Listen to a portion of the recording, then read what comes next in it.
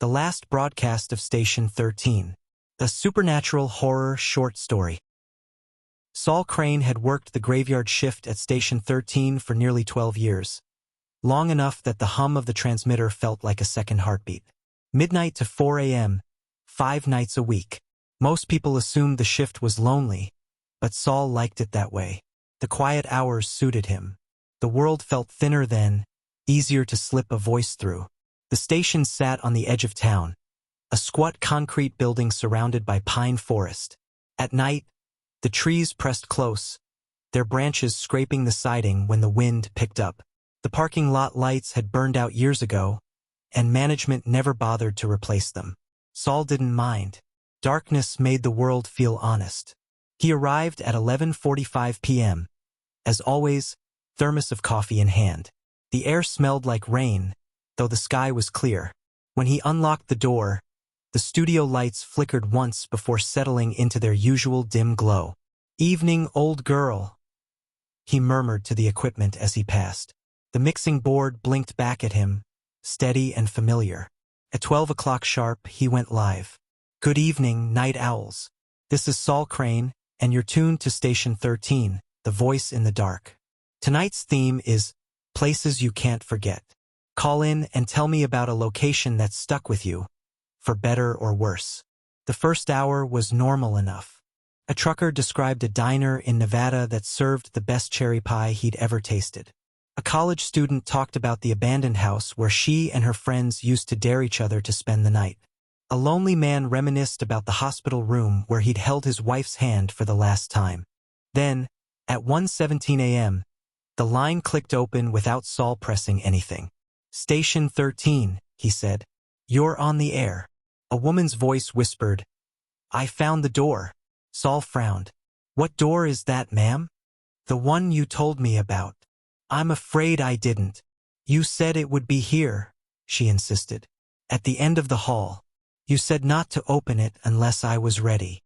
Saul muted his mic and checked the call log. The line wasn't listed. No incoming number. No record of connection. He unmuted. "Ma'am, I think you may have the wrong station."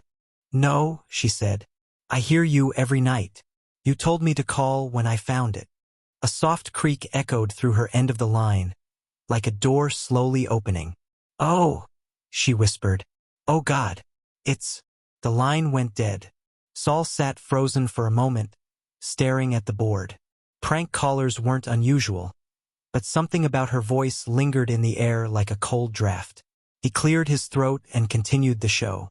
At 1:42 a.m., another call came through, this one from a man with a deep, trembling voice. "Saul," he said, "I don't know how much time I have." "Sir, what's your name?" "You won't remember me. Not yet. But you will." Saul felt a prickle crawl up his spine. "Where are you calling from?" "From the other side of the blackout." "What blackout?" The man exhaled shakily. "It hasn't happened for you yet. But it will. Everything goes dark. Everything. And when the lights come back, the sky is wrong." Saul tried to keep his voice steady. "Sir, if you're in danger, you should call emergency services." "No," the man said. "They can't help. Nothing can help. I just needed to hear your voice again before." A low rumble vibrated through the speakers. Not static. Not interference. Something deeper, like the groan of shifting earth. "Oh God," the man whispered. "It's here." The call cut out. Saul stared at the clock. 1:44 a.m. The studio felt colder than before. He rubbed his arms and tried to shake it off. At 2:03 a.m., the lights flickered. At 2:04 a.m., they went out entirely. The hum of the transmitter died. The silence was absolute. Saul sat in the dark, heart pounding. The emergency generator should have kicked in, but it didn't. He fumbled for his phone, but the screen stayed black no matter how many times he pressed the button. Then from somewhere deep in the building, he heard footsteps. Slow, heavy, deliberate. "Hello?" he called. His voice sounded small in the darkness.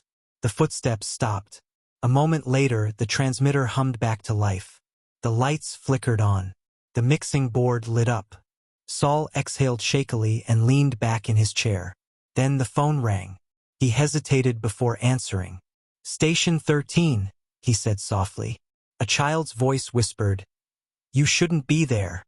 Saul swallowed. "Why not? They hear you now."